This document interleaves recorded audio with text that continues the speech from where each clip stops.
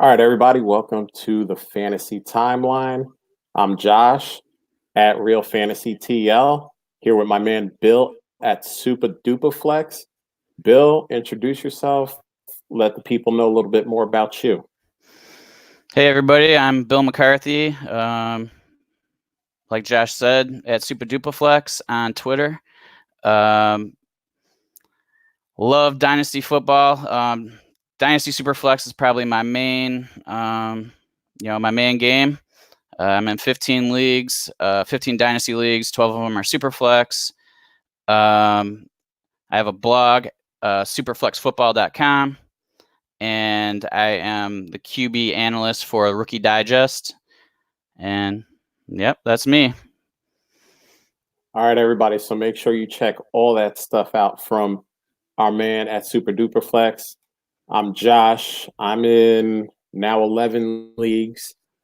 Just started Dynasty 3 years ago, so I'm still kind of a baby in the Dynasty game, but love it. Love everything about it. Still do some redraft family leagues, and my first league was in the year 2000. So pre-cool cell phones, pre-electric cars, all of that fun stuff. So right now we are going to get into some of the news here, and we're going to start with the quarterbacks that a lot of us have going on our dynasty teams, and talk about them a little bit. So we got the Jacksonville QB debate. Bill, since you're our quarterback guru here, I'm going to let you start with this. Looks like this week we're going to see a Nick Foles sighting as he takes over as starting quarterback in Jacksonville over Gardner Minshew, who has had I think a pretty good, 6-7 game run here. Let me know what you think about that personally, and then what you think about that for fantasy for this year and beyond. So I think, full starting now, it kind of makes sense just because of the financial commitment that Jacksonville has put into Foles. So they need to know basically what they have with him. And, I can kind of see it end up being kind of like the Andrew Luck, Jacoby Brissett situation, where they're happy to have a young quarterback on the roster, to back up the guy that they're paying. So, fantasy wise, I mean, in Superflex, I'm probably going to be trying to buy Minshew in the next couple weeks, just because I figure people will start getting concerned if Foles keeps starting. So I'm going to probably start throwing out, third round pick offers, see if I can get any people who are just, unhappy with, losing a starting quarterback. But honestly, like, I would try to get both of these guys right now because you're not really sure who's starting. I think people are a little nervous about it. And, very well, both of them might be starting next year just for different teams. So, I mean, that's kind of my thoughts on the two of them. So here's a question. You said you would throw out a third round pick to try to grab Minshew off of some of the people in your league if they're kind of feeling low now that he's not the guy anymore. If you're the Gardner Minshew owner and I threw you a second round pick, and let's just say I'm a middle of the pack team, I'm 207, and I throw that at you to try to grab Gardner Minshew, is that a deal you're taking? I'd probably take that, just because the pick's gonna increase in value over the next, 5 months, and I think you're still getting somebody in the top 18 to 20 picks, somebody you're gonna be really happy with, and I'm not necessarily sure that Jacksonville's going to move Foles immediately. So I think I would probably do that. Although I do like Minshew, and I had him in like 10 of my teams, but I've moved him like in 6 of them so far. But I think I would definitely consider it. So in a 12-team super flex, then what would be your cutoff? What would be the pick that you say, no, I'd rather keep Minshew than trade him away for this pick? Or maybe a range of picks. Yeah, I mean, I think that you're pretty close to it. Okay.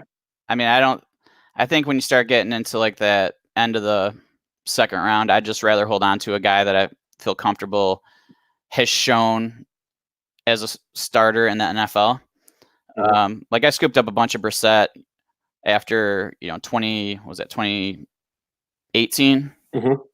2017, 2017, yeah. and that's paid off. I mean, it's a guy who's going to be wasting maybe a roster spot for a while, but I mean, there's a lot worse guys that I've thrown on my roster that I dropped after 2 years that did nothing for me. So Right, at least right. we know he's a starter at some So, point. yeah. So now let's kind of flip it and go to Nick Foles. Um, Personally, I think Nick Foles is just a guy. He's good, but he's not going to amaze you with anything that he does. I know uh he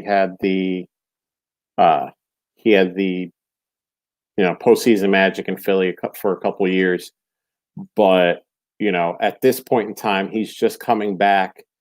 If maybe you're a contender and you just lost Matt Stafford and you're unsure about how long he's going to be out for, do you throw a potential late first to the Foles guy for him, or are you kind of in the nah, not me, I'll either find another option or whatever type business? Yeah, I think I'm looking to find another option just because I'm not certain that Foles is even going to start the rest of the season. Right. There's just so much unknown in that situation that I can't be confident that if I pay that, I'm still getting him as a starter for through the fantasy playoffs. Right. So I would probably be looking elsewhere. So is he someone that maybe you offer a pick that is slightly higher than the pick that you would offer for Minshew? Maybe you need a 2.03, let's say, to get Foles, and not that late first, not that 111, 110, 112 pick. Is that more the range you're looking at? Yeah, I'm probably very similar in the values of both Foles and Minshew because you have the age issue, you have the unknown for both of them. And I agree with you. I'm not real high on Foles. It's just that, the dearth of good quarterbacking, the fact that he's won a Super Bowl, that's always going to be, Mhm. he's going to get an extra chance just because of that. So, I mean, I'd probably be right around there. And honestly, like if I was going to buy one or the other, I'm probably buying Minshew at that price. Okay. Cool, cool. So I think we've covered our bases, for the time being on the Jacksonville QB situation. We'll see what happens if Nick Foles comes in and balls out or gets hurt or falls on his face and Gardner Minshew's out there. And we're talking about this thing and we're talking a completely different way. Maybe Gardner is a high second round pick if he ends up being the starter for the rest of the year and does well. But the the next thing we'll talk about is Cam Newton's future. Obviously, as we all know, he is on the IR. We won't see him again this year. Affects me in the Super Flex Super Show Vampire League where I drafted him, Ben, and Philip Rivers. So I'm down to Philip Rivers and nothing else. So a tweet here from, Jesse Reeves. He's someone I follow.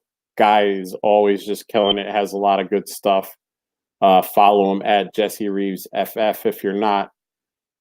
He said the Panthers take a small $2 million dead cap hit if they choose to move on from Cam Newton after this season.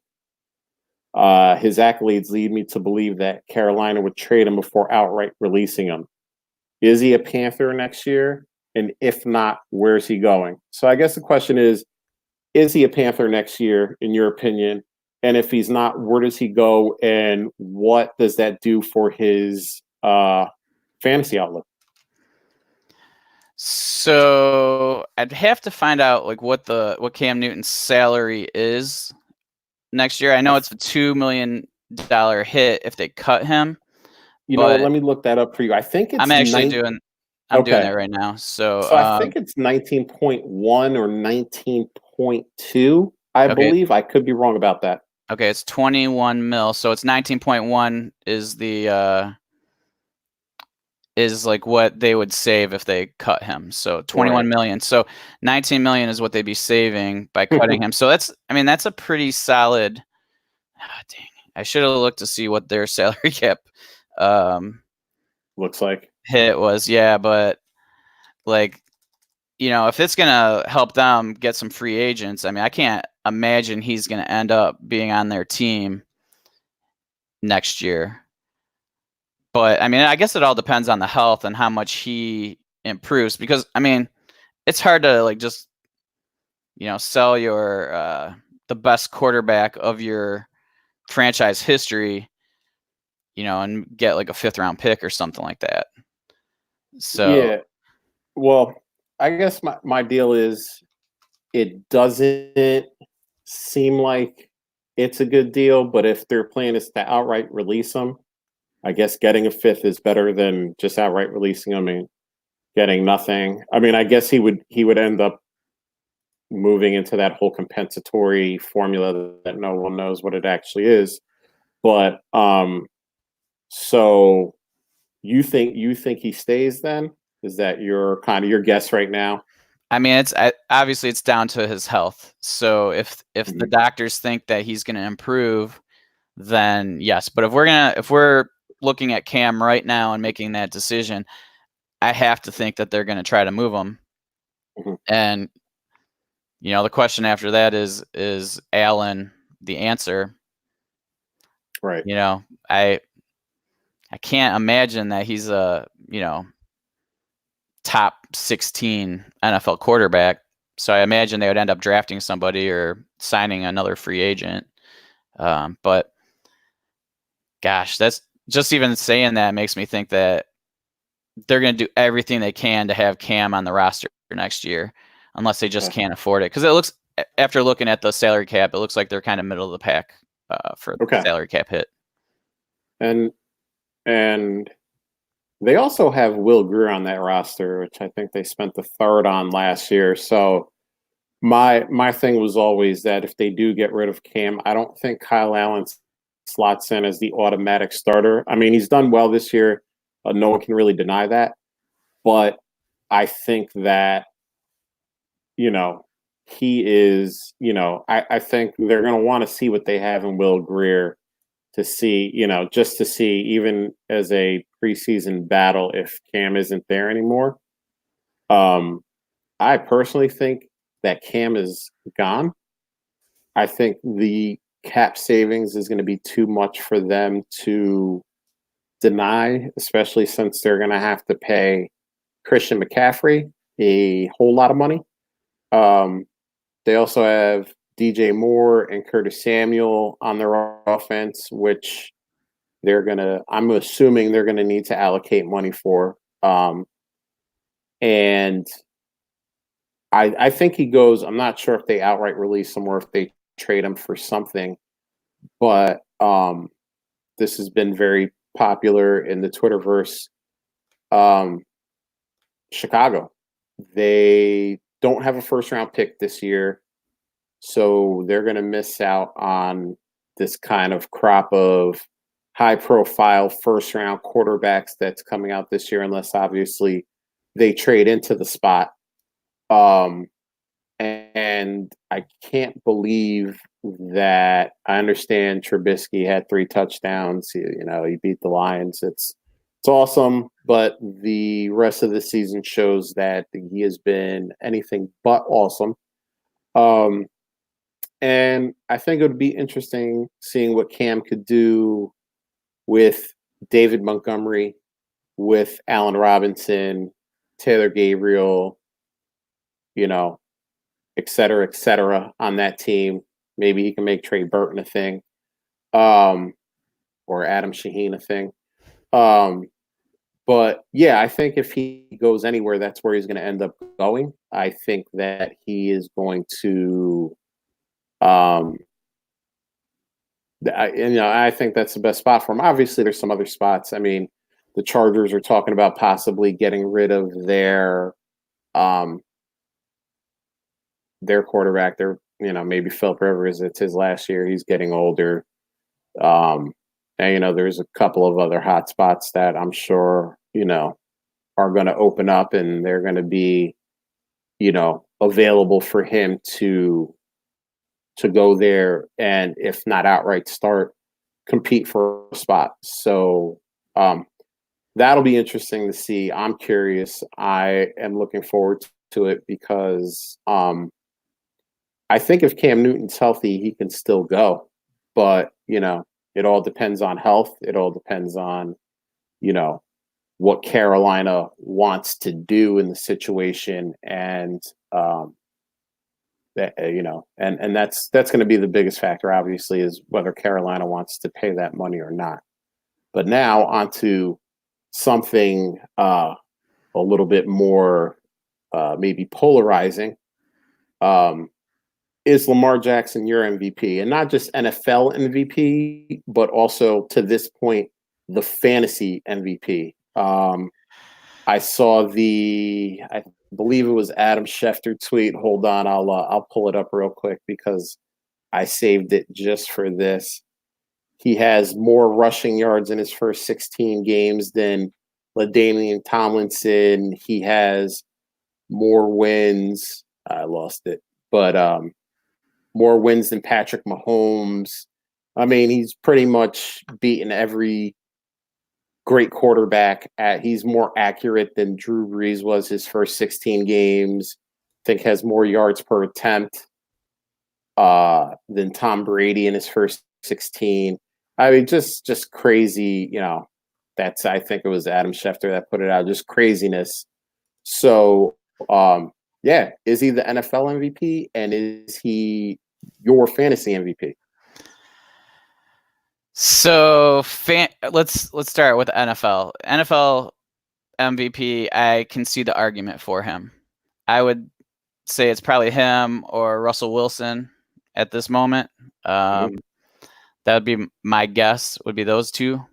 I mean, and then you argue both of those guys are just like, the team would be garbage without them. So, like, as of this moment, I can see the argument for Lamar as the MVP. Now, fantasy, as well as he's done, I mean, there's no way I can argue. I can even put him in the same conversation as McCaffrey. Like, okay. McCaffrey, like, I'm looking at one of my leagues right now. It's a 0.5 PPR, and he averages 6 points more per game than the second running back, Dalvin Cook. And Cook has been stupid good this year.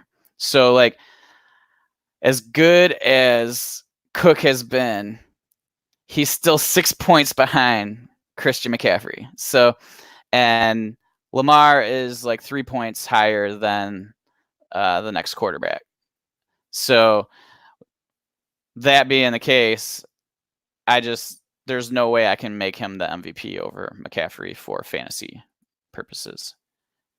So it's funny. First of all, yes, Lamar Jackson is the NFL MVP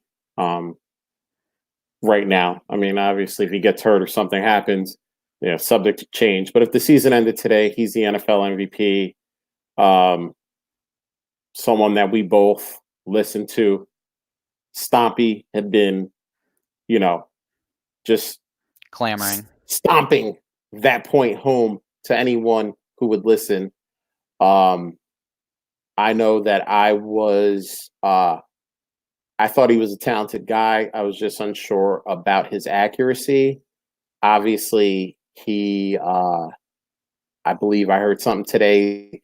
He had his second game with a perfect passer rating this season, which is ridiculous. The guy is throwing super accurate. The guy is running all over the place. I mean, so I saw a tweet and I wish I had saved it. Someone said we overuse the term cheat code. We should just change cheat code to Lamar Jackson. So instead of calling a player a cheat code, we just call him a Lamar Jackson, because he has literally been doing everything on the field. And honestly, if you look at his receiving core, he doesn't have the best receiving core in the league. I mean, if you look at the name value, I mean, Hollywood is good, but he hasn't been elite this year. And then you're talking about Willie Snead and a bunch of other guys. He has a great tight end in Mark Andrews, and Mark Ingram has been tearing it up, but Lamar Jackson is doing what he's doing, and he's definitely not on the most talented offense in the league. Now for fantasy MVP, this is where my disagreement is going to come in.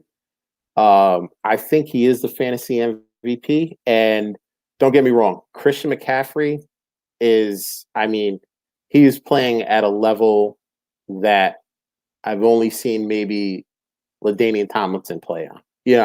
He's doing it in the run game. He's doing it in the receiving game.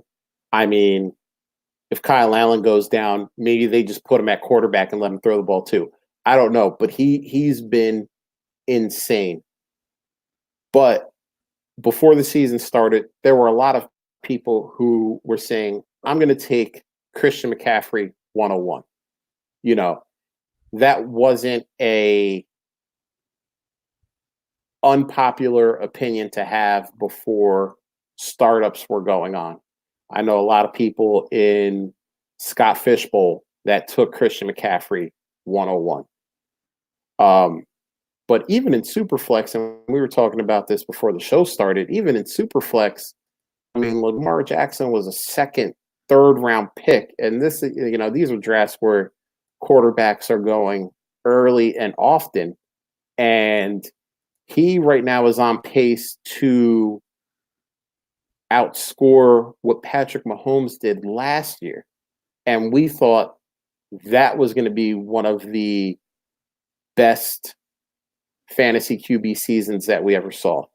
So for a second or third round guy to possibly put up a better statistical season than Patrick Mahomes, I mean, I think it does make him the MVP. And, and that's no disrespect to, Run CMC, anyone else that you might throw in as the fantasy MVP. But well, if we're just going to go by like who's the best compared to their draft position, then we could go Matt Stafford, who's only 6 points less than, I mean, he's comeback player of the year. Okay. But, it's just like there's so many players that outkick their draft position that, like, I don't know. I mean, when I think of the MVP, I think of like who's the guy that you have to have on your team. And, that's like typically going to be the league winner. And just the difference, I always look at the, points per game. That's the most, that's going to tell you like who's differentiating themselves from the other players at their position. And I mean, there's just not that many running backs that are even, worthy of like RB1 anymore because everybody's so specialized. But I get it. I mean, can't argue of Lamar being an MVP in either one, but I think that CMC is by a sizable amount. Well, we can argue, and we're going to take it to Twitter. We'll put Oh up a man, poll. We'll put a poll up after this is done, and we will ask the people I'm doing it right if now. they. You're doing it. He's doing it right now. He is a better man than I am, and we will see who people believe that their fantasy MVP is, or the fantasy MVP of their league. Is it Lamar Jackson? Is it Run CMC? I have an idea that I'm probably going to lose, and I'm probably going to lose big. You But are. but I'm cool with that. And if I actually win, then I get to rub it in Bill's face, and that's also awesome. So either way, I mean, I think that I think I have a good thing going here. So we got through some of the news topics of the last week or two here, and now we're going to go to things that we have seen on Twitter, and I'm going to start this off with something that my man Dynasty Outhouse. I already know what his answer to this question is. He has the hashtag Never Veto shirts on his shop. I wish I knew the website address myself. I would tell you all to go there and buy one. But someone sent me a tweet, and made me think, because I see tweets like these all the times, and Bill and I have never talked about this, so I want to get his opinion and see what see what everyone else thinks.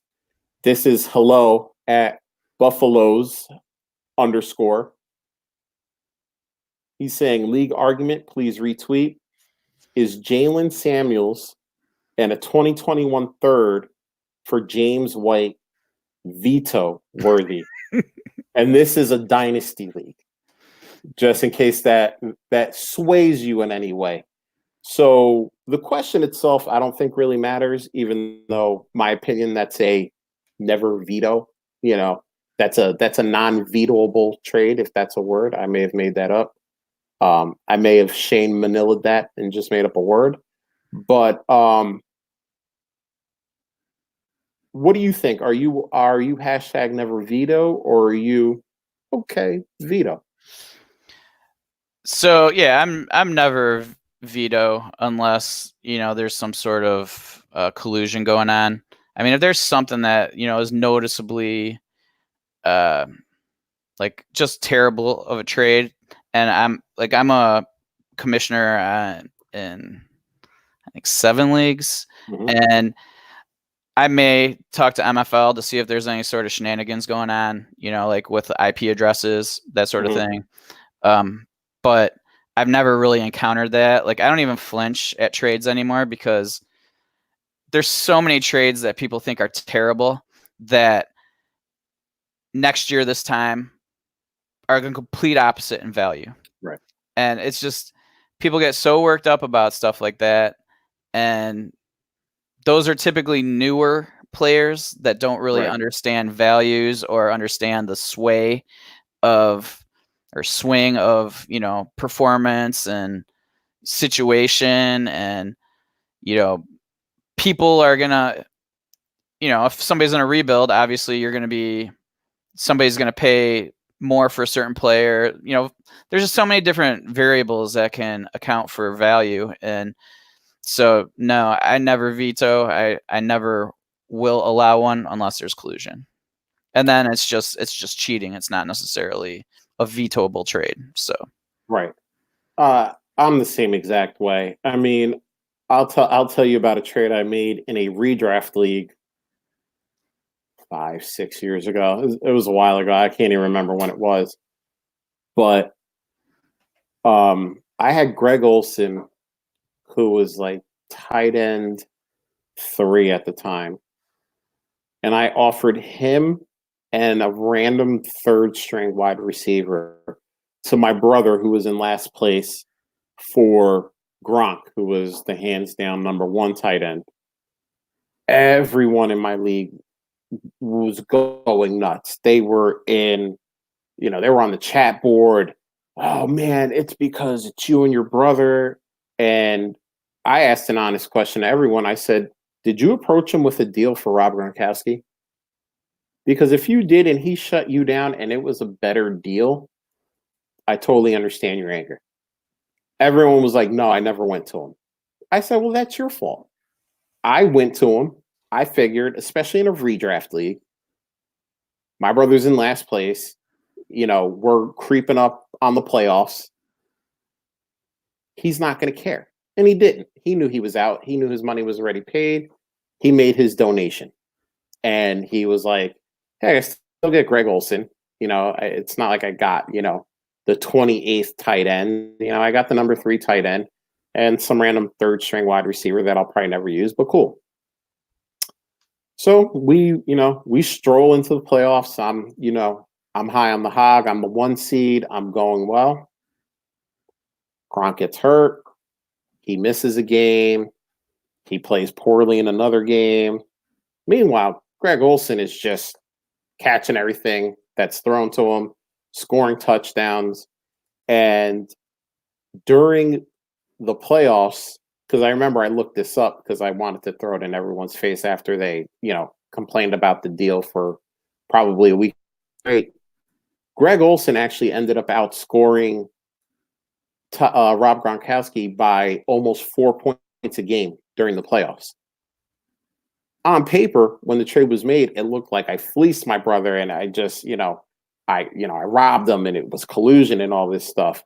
But at the end of the day, I made the bad deal because I gave up a player who ended up scoring 4 more points per game during the playoffs. Same thing when we're talking dynasty. If you make a trade and on its face, you're like, "Oh man, this is a terrible trade." How do you trade Devontae Adams for, you know, Anthony Miller and a first round pick? Well, if Cam Newton comes to Chicago, like I said earlier, and Cam Newton all of a sudden makes Anthony Miller, you know, wide receiver 3 and not a wide receiver 3, and then that first round pick turns into, one of the studs that we're talking about in this 2020 class. Now all of a sudden, Devontae Adams may not look as good as he did, and I agree with you, I don't even blink when I see trades anymore. I go, okay, who knows this year, a year after that, 5 years down the road, what those trades are going to look like and who ends up, quote unquote, winning the trade. So I'm with you. I'm hashtag never veto unless there is, obvious collusion or you can prove collusion. And at that point, you're just kicking both teams out of the league. Maybe you reverse the trade and you find 2 new people who will take those teams over and play the game the right way. So we are now going to talk about something that you saw on your Twitter this week, and we're going to go with it. All right. So Superflex Junkie at Superflex Junkie. Help me settle a disagreement over Godwin's value. It's a 12-team, 0.5 PPR Superflex league. And he put up a little poll. The options were 2 2021st, 2021st and second, 1 early 2021st, or 1 mid 2021st. And the 2 2021st received more than half of the votes. So where are you with Chris Godwin? If I own Godwin, which unfortunately I don't in very many places, I mean, you're going to have to blow me off my feet in order for me to trade him, unless somehow I ended up with Mike Evans and Godwin on the same team. And then in that case, I may drop my value just a little bit more in order to get one of those guys off my team. But definitely out of the options given, I'm saying you're gonna have to give me two firsts, and honestly, it's probably gonna have to be a one of them's gonna have to be a high first, and the other one's gonna have to be a mid first in order for me to even consider it. I mean, this guy, he's been balling out all year.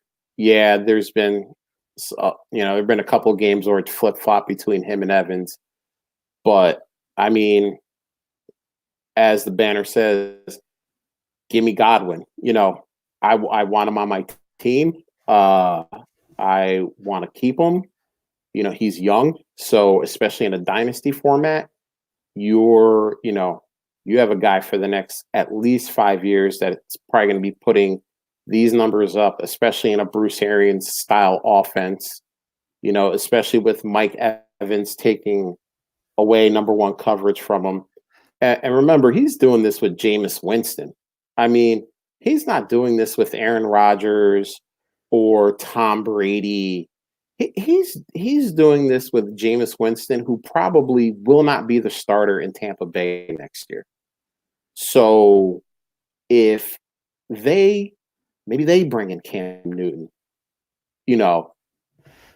maybe they draft a guy, and I think whoever they get will be an upgrade over Jameis, and you can expect maybe that even small uptick in his production just based on the upgrade at quarterback. Where are you at with the Godwin value? Yeah, I think I'm right around there. There's always the concern that with another quarterback and, how long is Arians around? Is the offense going to change? But to get a third-year wide receiver that's wide receiver 3 right now and points per game, it's hard to – what are you going to hit with 2 firsts? You're hoping to get one Godwin. I would be hoping to get one Godwin out of 2 firsts. So, and you're getting him after he's already gone through the growing pains of being a first and second year wide receiver. So, and I agree with your point about, if a new quarterback is going to help him. So with that being said, if we're expecting a new quarterback to come in next year, Mike Evans might be a sell right now, because I think that Jameis's game fits Evans so much more than it fits Godwin, because, just as a gunslinging quarterback, just launching the ball and letting Evans do that, typically you have a quarterback that's that, or you have somebody that's maybe a little bit more of a game manager, short passes, more accurate. So that's the type of game that's going to help Godwin. And so kind of transitioning off of that, I might need to start selling some Mike Evans. But yeah, I'm cool paying 2 firsts for Godwin. Those are the guys that you want on your team, and right. You're going to get them for the next 6 years. And theoretically, he's not going to pull a Juju this year, but even so, I'm giving 2 firsts for Juju. So I guess that really doesn't, I would say that they're similar. I guess maybe. God, yeah. Who do you take? Who would you take between those two? That's tough, because I mean, you literally left me speechless there, and you know me well. I'm not usually speechless. I gotta go with Godwin here, and it's crazy to say because I was one of the biggest Juju fans before this season started. And people said AB's not going to be there. And I said, yeah, it's not going to matter. And I don't think it would have if Ben was healthy. Problem is, Ben hasn't been healthy. I think we've all learned that Mason Rudolph is not the long-term answer in Pittsburgh. So, does Ben come back? Does he say, man, I got injured, I'm done with this. And he rides off into the sunset. if that happens, who does become the quarterback? Do they give Mason Rudolph a full year, a full training camp, a full preseason? Or, do they go into this draft and they moved up this year in the draft to grab they, you know, they moved their first round pick to get Minka Fitzpatrick, so they don't have a first, do they trade, a two and a next year one to get back in if somebody falls, a la, as we said earlier, Lamar Jackson did in his draft? Do they pull a move like that? And, you know, do they, or, and that's the unknown, which is why in Jacksonville, geez, in Pittsburgh, you know, we don't know what's going to happen. So we kind of know what's going to happen in Tampa Bay. Jameis probably won't be there. Mike Evans is still going to be there. Bruce Arians is still going to be there. They're still going to have OJ Howard he had a touchdown, but for whatever he's worth right now, he's at least someone on the field that you have to game plan for. So, I can see Godwin more easily replicating what he's done this year than Juju replicating what he did when AB was still there, when Ben was healthy, when James Conner was healthy, when Vance McDonald was stiff arming people into the center of the earth. I just feel that you have a better chance of Godwin repeating that than Juju. So yeah, right now, if you would have told me this in June, I would have laughed at you and I would have said it's Juju all day, every day, twice on Sunday. But this season has changed a lot of things, and it's Godwin right now. And the banner says it. Give me Godwin. I want Godwin. So do you think you'd have to pay on more on top of Juju to get Godwin?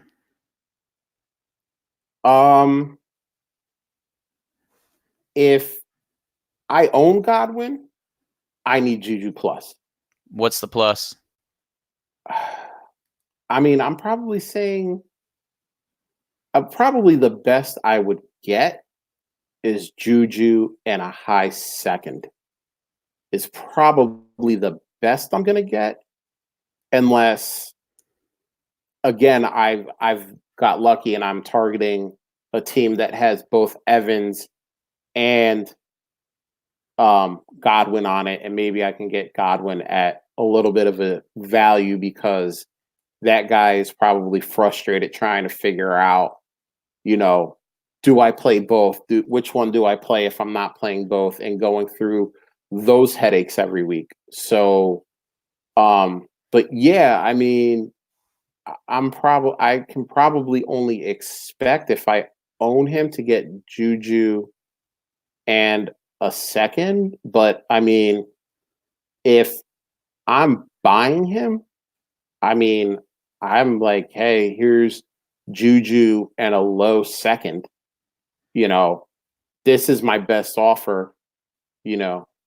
Take it or leave it, because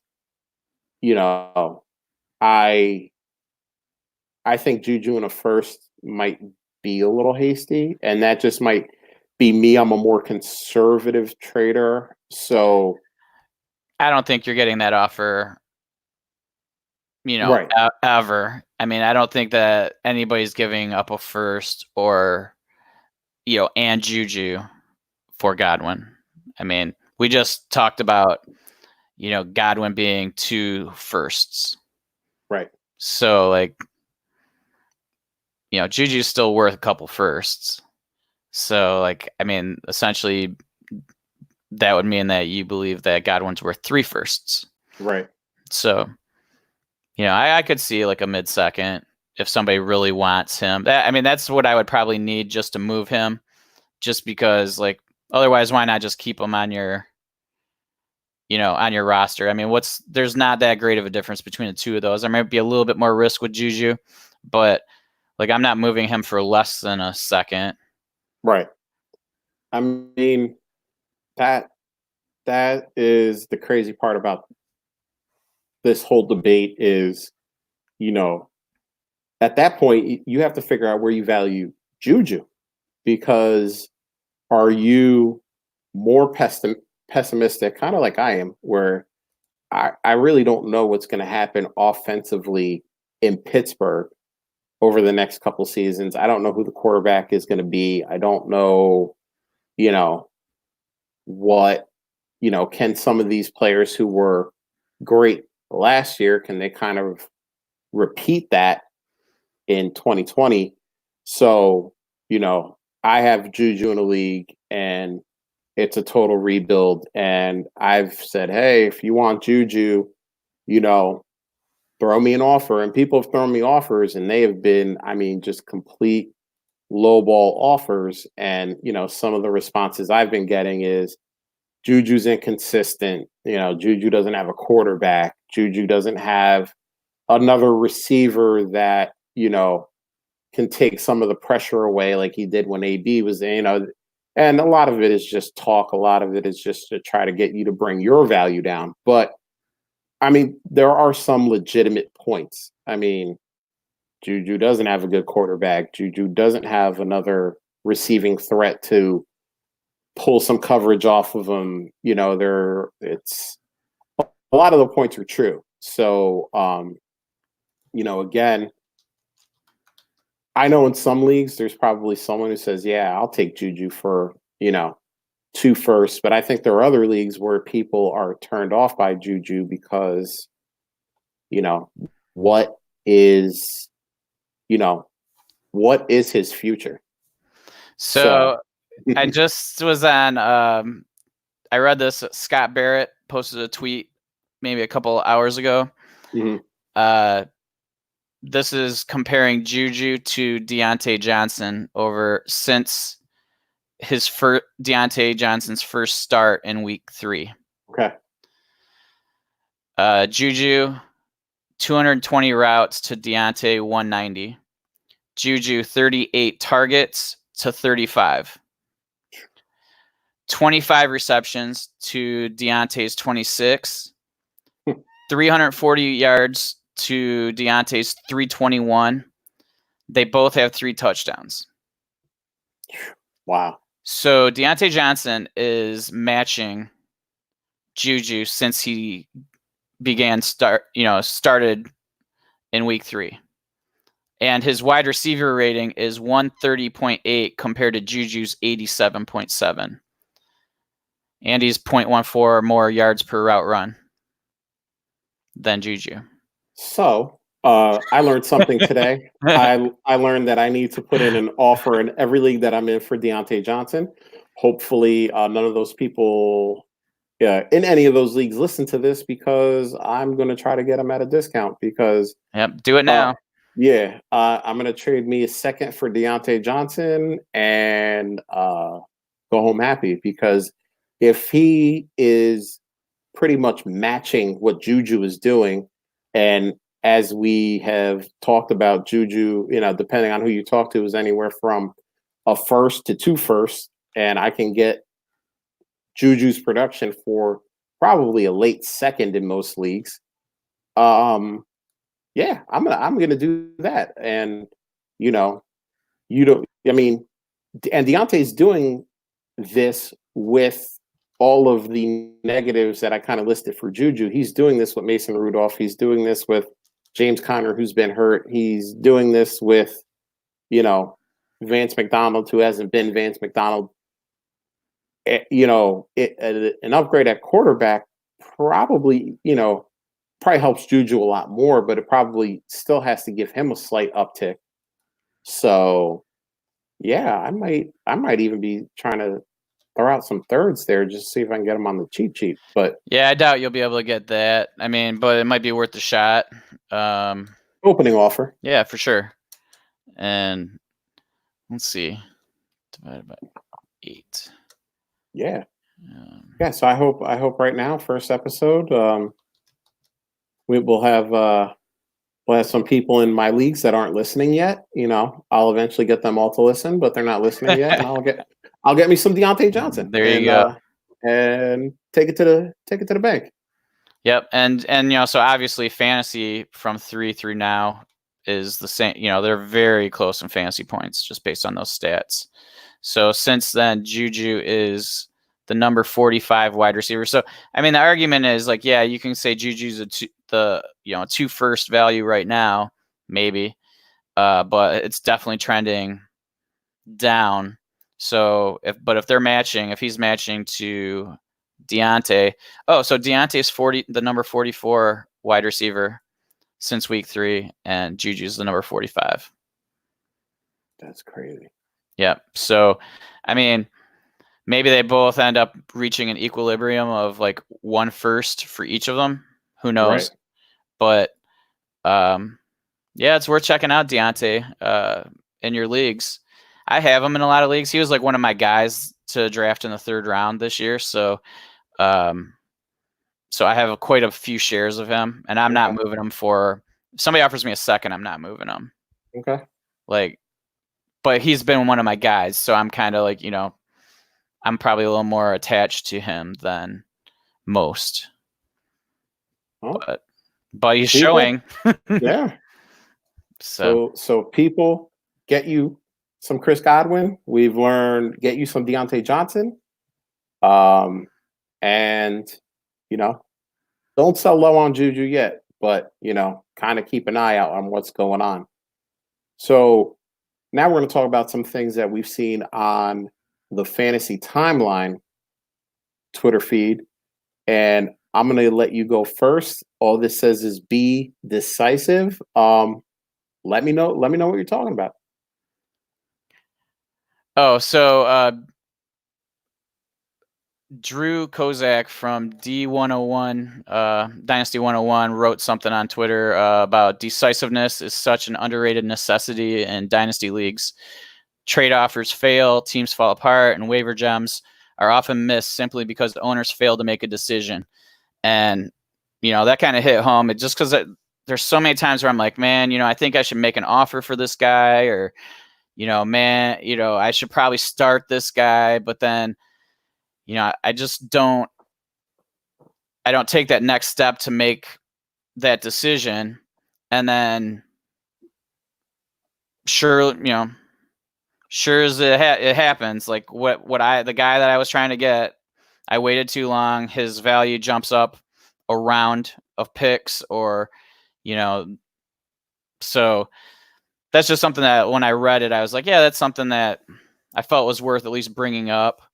Because I think so many people probably fall into that same thing. You're afraid to make a change, and you don't want to be wrong, and you don't. And by the time and it works both ways, but it's way more. It hurts you way more when you're right and you don't follow through than the other way around. If you're wrong and you follow through. So, I've made a lot of bad trades in my time, but at the time I made the trade, I felt like it was the right decision, and that's the only thing I could do. But there's a lot of times where I don't make the trade, and I regret it. Those are the ones I remember. I don't really remember the bad trades I made. Right. I remember the bad trades, the good trades I didn't make. Right. And you're 100% right, because even if you make a bad trade, you can take that player or take those picks and convert that into something else that might end up turning out good. So you're not locked into a trade forever. I made a trade this year, and this is a trade that I probably am locked into, but before the season started, I was in a dispersal draft, heavy on running back. I had running backs everywhere, and I was light on wide receiver. So someone sent me an offer, Sterling Shepard for James White. And I said, yeah, sounds pretty straight up. Sounds, I'm not even going to counter, which is unusual for me. I usually, try to get maybe a little, 3rd round pick thrown in, little sweetener, but I said, no, I think this is actually, pretty online. I couldn't predict that Sterling Shepard would get 2 concussions this year and, miss most of his games. But at the time, I said, I'm getting stronger at receiver. I'm taking an asset that honestly in that format, I probably wouldn't start in a lot of weeks and turning that into a player that I would start in a lot of weeks. So while, that's a bad trade, and, we'll talk about this in a little bit, I might be stuck with Sterling Shepard because who knows what his health, what his health is going to allow him to be for the rest of his career. But at the time, I felt good about it. And, what I hate is getting the My Fantasy League email that says a trade has been completed and you see a guy that you would have been interested in go for something and you go, crap, I would have given that guy a better deal. But if I never reached out and I never said, hey, what do you want for this guy? It's exactly right. Those are the deals I remember. Those are the deals that and I get mad at myself. I don't get mad at anyone else because that other owner took the initiative and said, hey, I want this guy. And, he either DM'd the guy and said, what will it cost to get him? Or, just sent him an offer and said, hey, is this good? And they got a deal done. And those are the ones that I hate. And I hate them a million times more than a bad, James White for Sterling Shepard deal that didn't work out in my favor. Because those are whatever deals. Maybe Sterling Shepard comes back, has 2 good games, and I convert Sterling Shepard into a 10th-round pick. And I go, all right, I wouldn't have traded James White probably for a late second or a mid-second. But, I made the best out of a bad situation. In the case that in a trade that I didn't make, I can't make anything out of that situation because the guy's not on my team. And, it's not to say make bad decisions and just make trades to make trades, but you also can't, you can't sit there and get mad at someone else when they were decisive, they made the trade, and you didn't. And the same thing goes for, deciding when you need to tear down a team and rebuild. And, because I see a lot of, 2-7 teams that aren't selling vets away to get picks, selling vets to contenders. They're not, a Larry Fitzgerald isn't going to help your 2-7 team make the playoffs. It's not going to help you potentially get in the money. And he may not be in the league next year. He may retire. And what are you going to do at that point? You're going to cut him and you got nothing for him. If someone throws you a late second or an early third, maybe a contender got ravaged with injuries at wide receiver and they just need people to step in there who could get some points. You could have had that opportunity, but instead of, deciding, hey, this is a rebuild, let me collect young assets, let me collect picks, let me collect things that are going to make my team better in 2020 and beyond.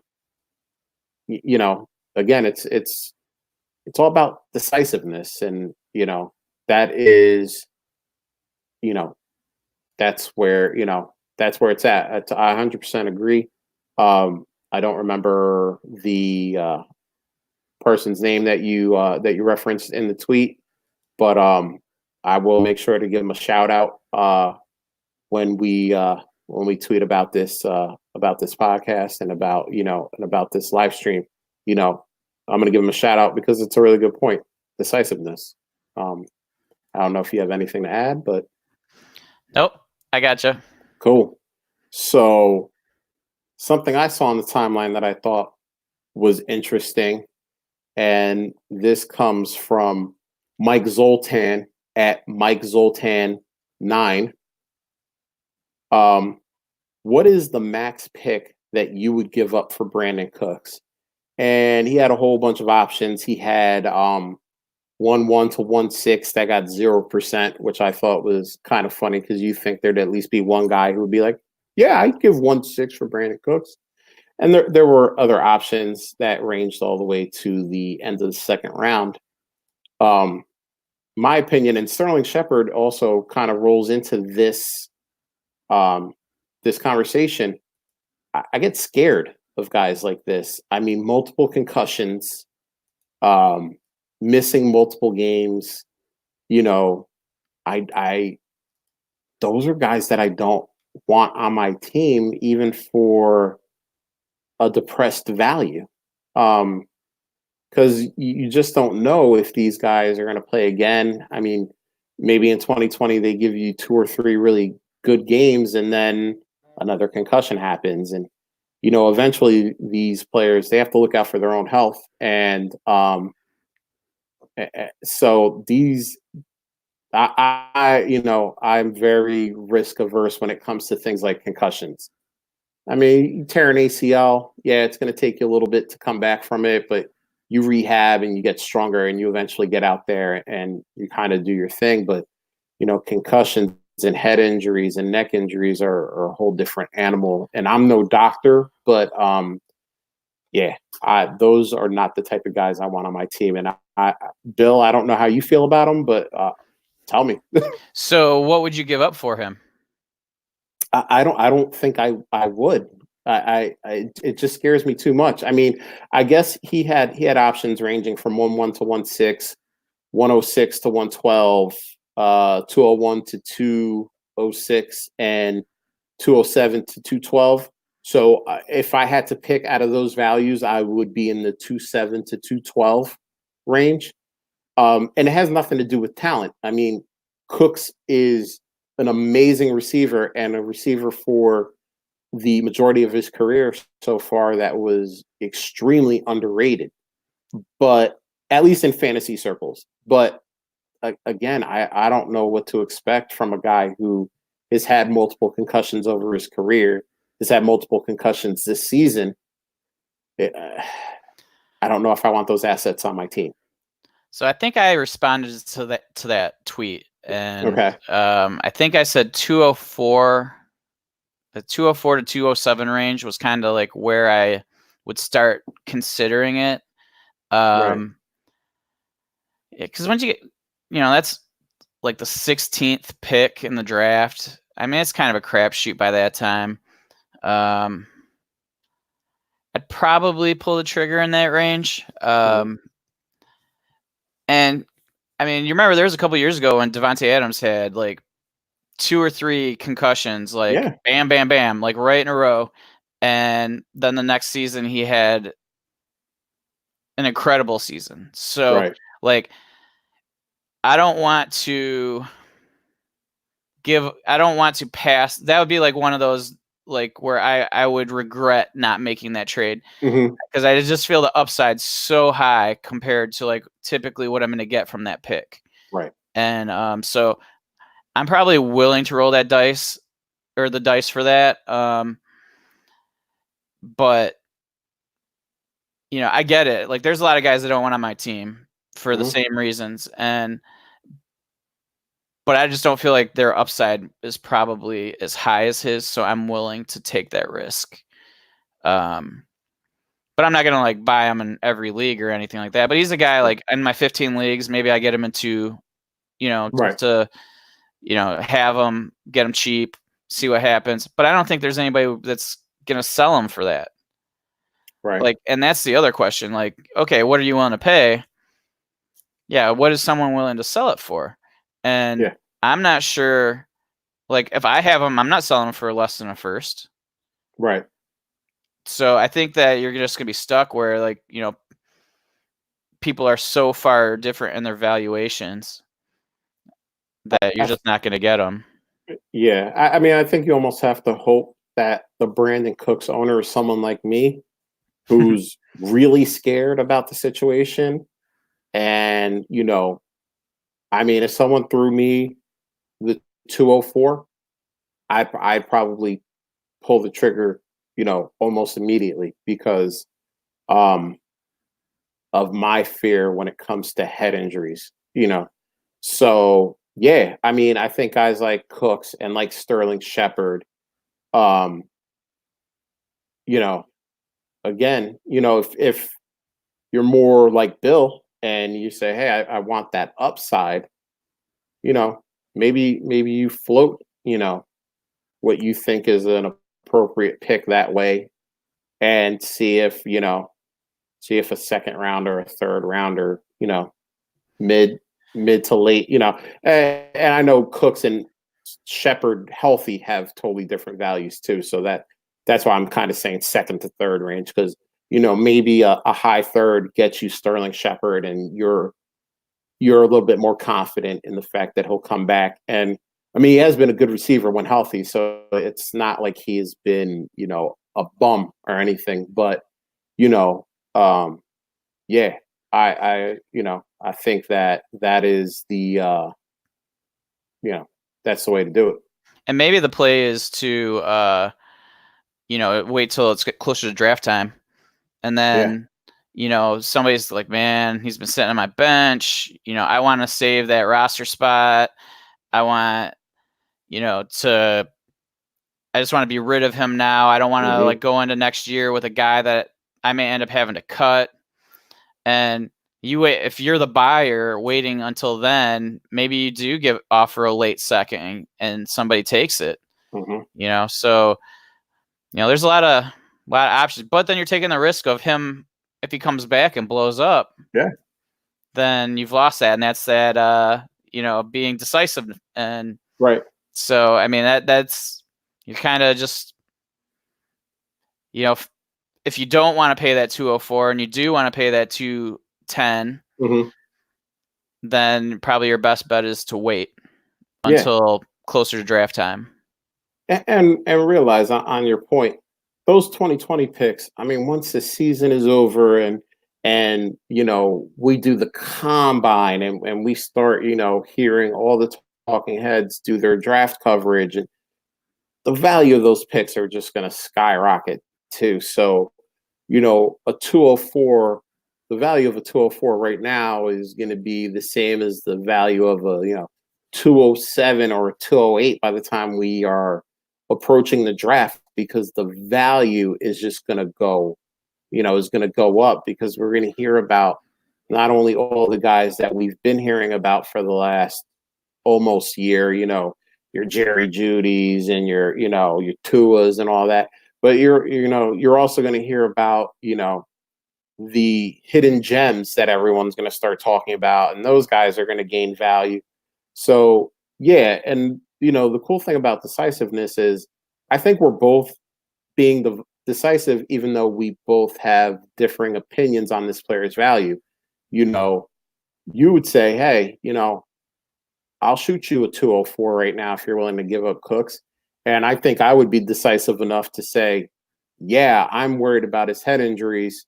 One of us is going to be right and one of us is going to be wrong, but it's all about the decisiveness. It's about, not keeping Cooks to the point where he can't play anymore. In my case, and in your case, it's getting up the pick now instead of waiting a week from now, where you see I've traded Brandon Cooks to someone else for the 210, and we'll do that. So yeah, I think we're going to end on that note. And you know obviously we appreciate you if you jumped onto the live stream with us. If you're listening to this on the pod, check us out. If you found us already, awesome. If not, we are on Podbean. We are on Apple Podcasts. Follow us. Bill at Supa, SUPA, Dupa, the same DUPA Flex, and follow me at Real Fantasy TL. Also follow the Fantasy Timeline's Twitter page at Fantasy Timeline. We're going to pull from you guys. We're going to pull tweets that we see. We're going to talk about the news, but we're going to talk about things that we see. So tweet at us, ask us questions. Bill is always out there. Bill's always answering questions. I'm out there. I'm answering questions. Let us know. And again, thank you if you checked us out on the live stream. Thank you if you're checking us out on podcast, and we will see you guys next Monday. Late. See ya.